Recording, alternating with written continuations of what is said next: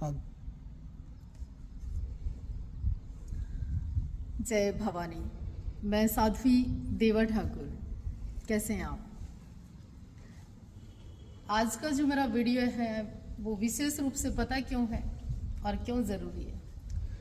एक नाम हरियाणा का, एक युवा हरियाणा का, देश के प्रधानमंत्री माननीय नरेंद्र भाई मोदी जी के साथ जिनका कोलैब आता है। हाँ, अंकित बैयापुर की बात कर रही हूँ मैं। उस लड़के ने अगर एक शब्द अगर मन की बात उस लड़के ने कह दी अंकित ने, तो क्या बम फट गया, क्या ब्लास्ट हो गया, क्या आफत आ गई हरियाणा के तमाम वो लोग। तो उस लड़के ने अगर अपने मन की बात, अपना कोई विचार बातों बातों में उसके मुंह से निकल भी गया, या उसने कह भी दिया कि जातिवाद होता है। क्यों नहीं होता जातिवाद? कहाँ नहीं होता जातिवाद? खूब होता है जातिवाद। मैं कहती हूँ होता है जातिवाद। अरे कमाल करते हैं आप लोग। वो लड़का बेवकूफ नहीं है, और देश के प्रधानमंत्री अगर उसको उठाकर कोलैब करते हैं या कोई संदेश देते हैं, ये कोई सहज बात नहीं हो सकती।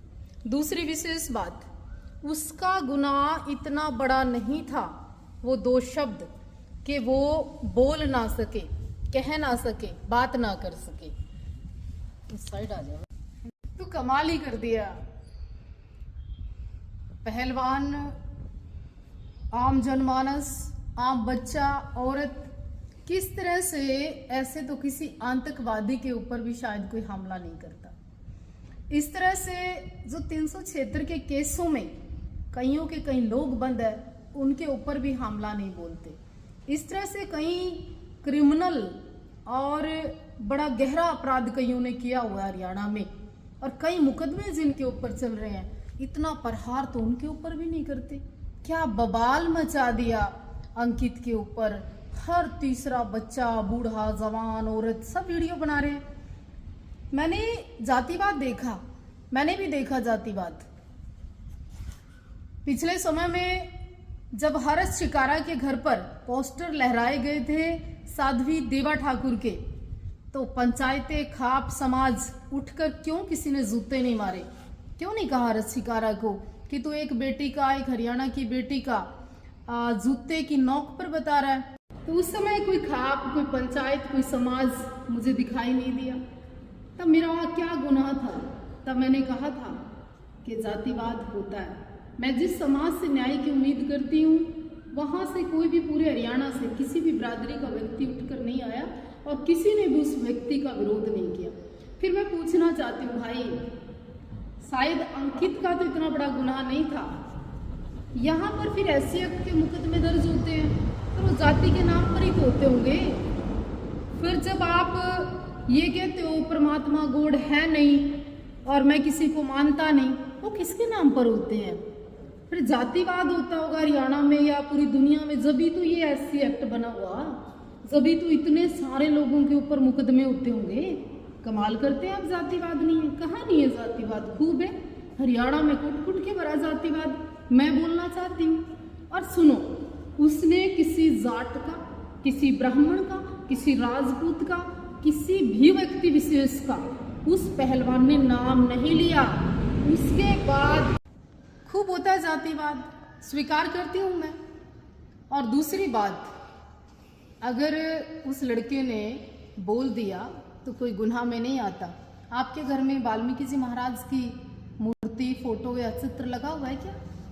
जो जातिवाद खत्म करने की बात करते हैं। आप जिस गांव से हो, वाल्मीकि मंदिर में कितनी बार पूजा करने गए हैं आप लोग? कभी दिखाई दिए क्या? जो बाबा साहब का पटका तो पहन लेते हैं, बाबा साहब भीमराव अंबेडकर का चित्र तो अपनी मेन बिल्डिंग पे लगा लेते हैं, वोट नोट और सपोर्ट के लिए कुछ दिन बकवास तो कर लेते हैं, लेकिन उनके अंदर सबसे ज़्यादा जातिवाद है। उनके अंदर सबसे ज़्यादा कुछक कीड़े विशेष रूप से प्लास्टिक के उनके जागते हैं, जो कहते हैं कि जातिवादी नहीं है। खूब भरा पड़ा है जातिवाद। और दूसरी बात, पत्थर वो मारे जिसने गुनाह नहीं किया हुआ। यहाँ पंचायती पता कौन बनता है हर बार, और पंचायतन भी कौन बनती है हर बार? जिनके खुद पंचायती कई बार वो लोग बनते हैं जिनके ऐब, जिनके गुनाह, जिनके अपराध छिपाए नहीं छिपते। और कई तो महिलाएं भी वो भाषण देने को आगे अंकित भैयापुर के ऊपर, जो खुद भी अपना पूरा बैकग्राउंड चेक करके आए, तो कई बार सोचना पड़ेगा। मैं विशेष रूप से निवेदन करना चाहती हूँ और अंकित को ये कहना चाहती हूँ कि जब विनेश फोगाट के साथ हुआ शोषण, वो तो शोषण था। अब जाति के नाम पर अंकित के साथ जो हुआ वो शोषण नहीं है। तो ये तो शरेआम दोगलापन है, शरेआम एक हांडी में दो पेट है, शरेआम हरियाणा के अंदर एक बंटवारा है। भाई पहलवान पहलवान होता है, पहलवान की कोई जाति नहीं होती। अंकित भी आपका भाई है। अगर मुंह से निकल गए दो शब्द गलती से ही मान लेते हैं, तो इतना हंगामे की मुझे लगता आवश्यकता नहीं थी, इतने बड़े बड़े पंचायती बनने की आवश्यकता नहीं थी।